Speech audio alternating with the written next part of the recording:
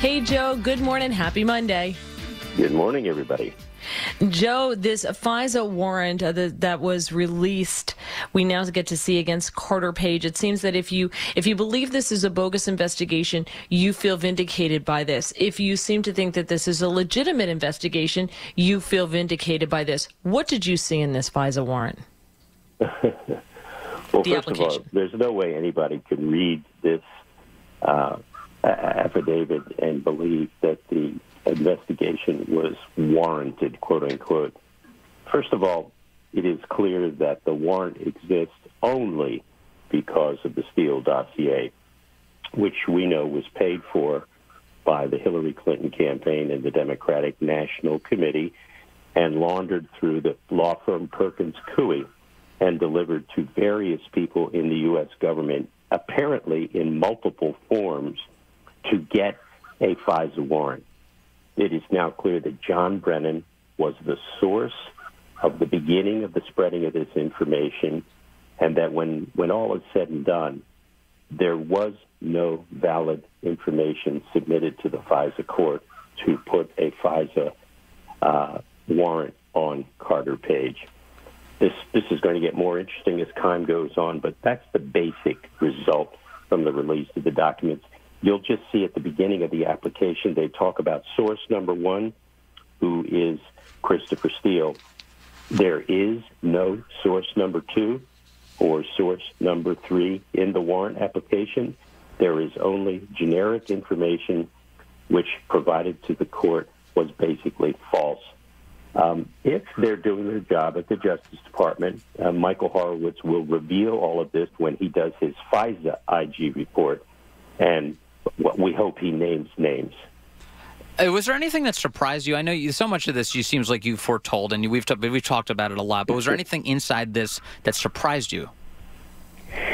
Not really, but I have to say it's amazing when you realize that the FBI told the FISA court on a number of occasions that Christopher Steele was not the source of its application information. This is hard to believe, that the kind of lying that went on to the FISA court was so blatant and so repeated.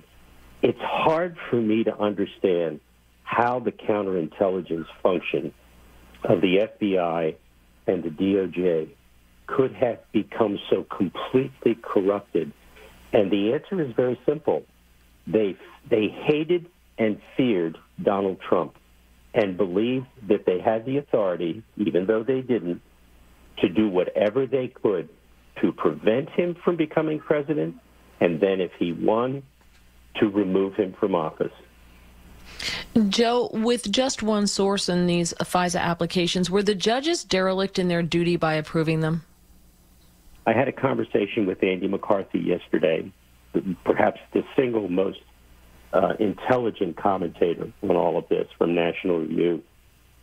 He yesterday on Fox and Friends said that the FISA judges should be called up to testify about their sloppy work in approving these warrants. He is absolutely correct. But it's fascinating. When Andy got off the air yesterday, he was bombarded by former DOJ people who were in Rod Rosenstein's camp, accusing him of falsely labeling the FISA court as derelict. This is a full court press from the deep state, and it's reflected in the idiotic comments from Philip Bump of the Washington Post, who says after reading the application, he thinks that the Nunes memo is even less credible. You have to be either a moron or an agitprop from Russia to believe that. Yeah, on Devin Nunes specifically, the events over the past 2 weeks have seemed to bolster his credibility immensely. And when I say that, I mean not only that finding out the FISA warrant application does rely extensively on the Steele dossier, but also, remember, the 12 Russians that were indicted by Bob Mueller, Devin Nunes has those guys in his report, and he's asking for an unredacted version of his report to be made public because he's saying, I did Mueller's work a long time ago, and nobody's giving me credit for it. He's absolutely correct about that.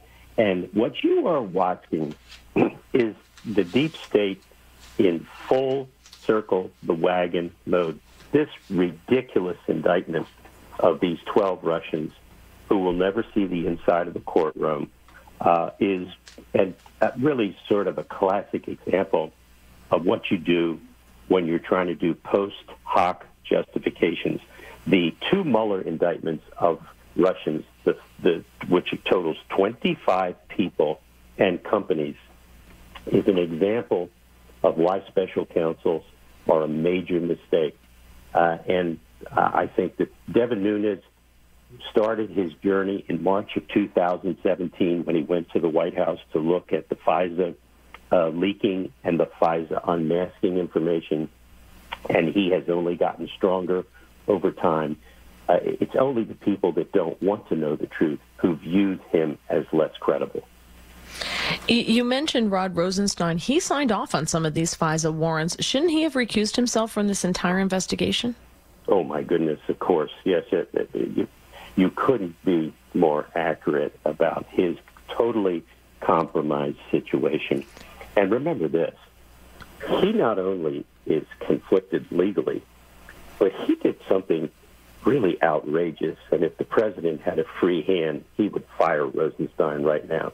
I don't know if you remember, but there was a June 30th news article in the New York Times which quoted Rosenstein, not by personally, but a third person quoting Rosenstein, that he was personally embarrassed by the disclosures of the Comey loyalty members. These are the memos that Comey leaked to the New York Times that showed President Trump had, quote, requested loyalty from him.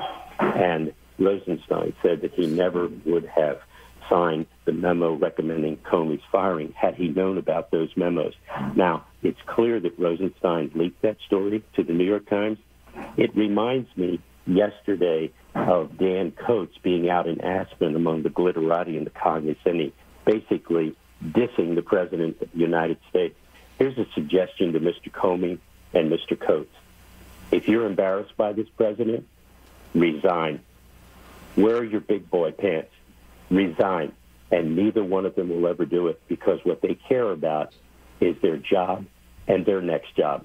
I think Dan Coates should be ashamed of himself. That was an embarrassing performance with Andrea Mitchell. I expected more from him, but apparently he's caught the Trump flu.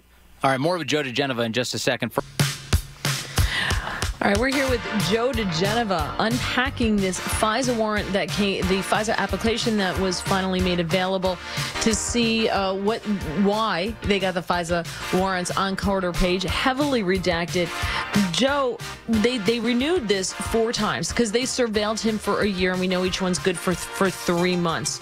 Have any charges come out against Carter Page after a year of surveillance on someone who's supposedly working with the Kremlin? No, this was a pretextual series of warrants which were not designed to gather foreign intelligence. They were designed to allow spying on the Trump campaign so that they could find something that they could use against Trump. They never found anything, nothing, which means that the Mueller appointment was ludicrous from the beginning. Carter Page actually helped the FBI That's right. by providing testimony against a Russian spy in the Southern District of New York. He was cooperating with them long before they started surveilling him. He was an excuse. He was a pretext. They had to figure out a way to continue the investigation of the Trump campaign, which had no legitimate counterintelligence basis. So they fabricated a false case against Carter Page, and the getting of the FISA warrant was the method that they used to create a false legitimacy. And now we know that they actually bought and paid for Christopher Steele's information that Hillary Clinton and the DNC paid for to use in front of a FISA court. None of the information in the Steele dossier was ever verified, and we know that according to Comey and McCabe and their under oath testimony on the Hill, without the Steele dossier, there is no warrant. Without the Steele dossier, there is no investigation of Carter Page, and without an investigation of Carter Page, any attempt to continue surveilling the Trump people was a crime. Right, and James Comey believed that document to be salacious and unverified in January of 2017. I'm curious about, Carter Page. You mentioned Carter Page worked with the FBI in terms of giving up the fact that Russians were trying to get in touch with him in the first place.